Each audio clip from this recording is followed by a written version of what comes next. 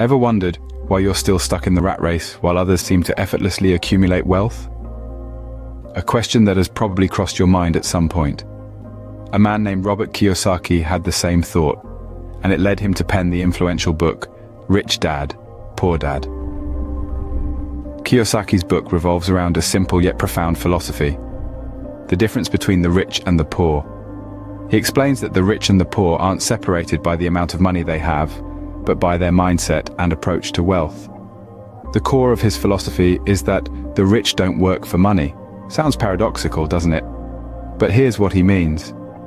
While most people trade their time for a paycheck, the wealthy focus on creating systems and investments that generate income for them, even while they sleep. As Kiyosaki says, the poor and the middle class work for money. The rich have money work for them. Have you ever heard of the cash flow quadrant? It's a concept developed by Robert Kiyosaki, the author of Rich Dad, Poor Dad. It's a simple yet powerful tool that breaks down the different ways people earn their income.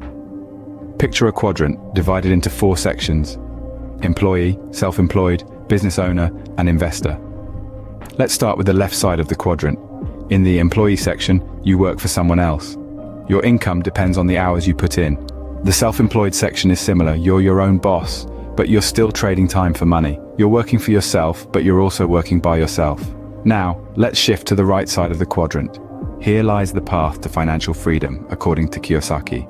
In the business owner section, you own a system that works for you. Instead of you working for money, money works for you. And finally, the investor section. Here, your money grows without your direct involvement. You're making your money work for you even while you sleep. Kiyosaki's cash flow quadrant encourages us to move from the left side, where we're trading time for money, to the right side, where money works for us. It's about shifting our mindset from seeking employment to owning businesses and making smart investments. Remember, Kiyosaki believes the path to wealth lies in becoming a business owner or investor. Did you know that for Kiyosaki, your financial IQ is more important than your academic IQ? This might sound surprising, but let's break it down. Kiyosaki firmly believes that the school system has a gaping hole. It doesn't teach us about money. He emphasizes that understanding money, how to make it, how to manage it, and how to invest it, is the key to becoming rich. Let's think about it. We learn about history, geography, and science, but when it comes to personal finance, we're often left to figure things out for ourselves. This is where Kiyosaki's philosophy of financial education comes in. He argues that learning about money should be a priority in everyone's life, regardless of their age or background. Consider this. How many of us are familiar with concepts such as cash flow, investing, or asset building? How many of us understand the difference between assets and liabilities, or the magic of compound interest? For Kiyosaki, these are not just fancy financial terms. They are the building blocks of wealth creation. The power of financial education, according to Kiyosaki, lies in its ability to transform our mindset. It empowers us to see opportunities where others see obstacles. It helps us to make informed decisions and to take calculated risks. In Kiyosaki's words, the single most powerful asset we all have is our mind. If it's trained well, it can create enormous wealth. So let's start training our minds by educating ourselves financially. Ever thought that just by learning about money you'll become rich? Think again. You see, Robert Kiyosaki, the acclaimed author of Rich Dad, Poor Dad, insists that knowledge alone is not power. Instead, it's the application of that knowledge that truly makes a difference. He often talks about the importance of action, of taking that first step, of putting your financial education into practice. It's not enough to simply understand the cash flow quadrant or to learn about assets and liabilities.